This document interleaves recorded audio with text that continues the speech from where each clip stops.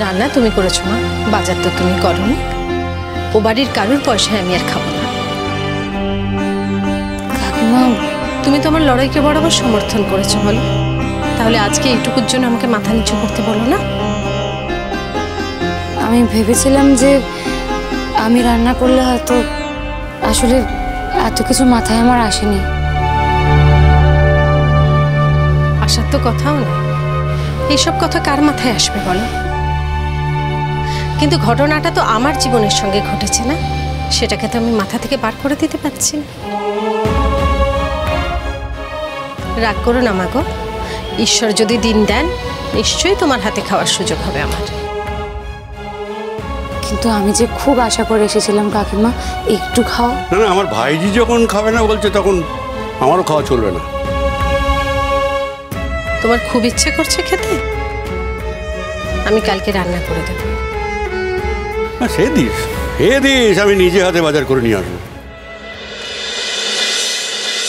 সকাল থেকে তোর কাকা দাদু কি পরিশ্রমই না করছে, উনি এসব পারেন করতে, শুধুমাত্র আমাকে হেল্প করার জন্য করছেন। তুই তো কিছুই বুঝিস না, এই যে এরা খাওয়া দাওয়া করছে, এতে আমি কত তৃপ্তি পাচ্ছি, কত আনন্দ হচ্ছে আমার, কত শান্তি হচ্ছে আমার মনে। এই যে তৃপ্তির মুখগুলো আমি দেখতে পাচ্ছি, এই তৃপ্তির মুখ দেখা কি জীবনের চারটিখানি কথা রে?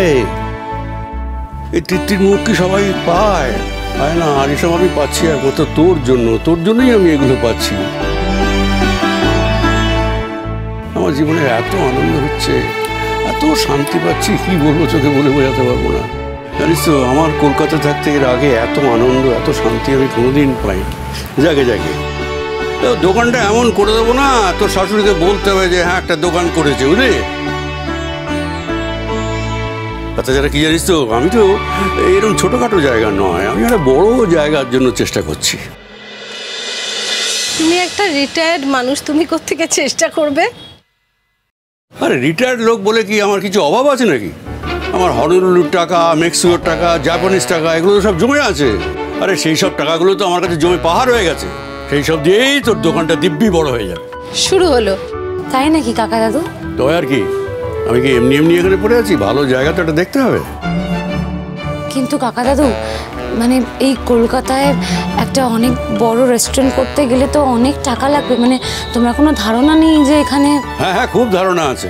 তুই আমার আগে হয়েছিস না আমি তোর আগে হয়েছি? তোর কাকুর কি কিছু কম আছে নাকি? আর তুই আমাকে এত আন্ডার এস্টিমেট করিস কেন বলতো? দেখ কিরকম করছে তোর কাকা দাদু, কিন্তু তুই যে চলে এলি। হ্যাঁ আমি এসেছি, আমি তো আর বন্দিনী নই।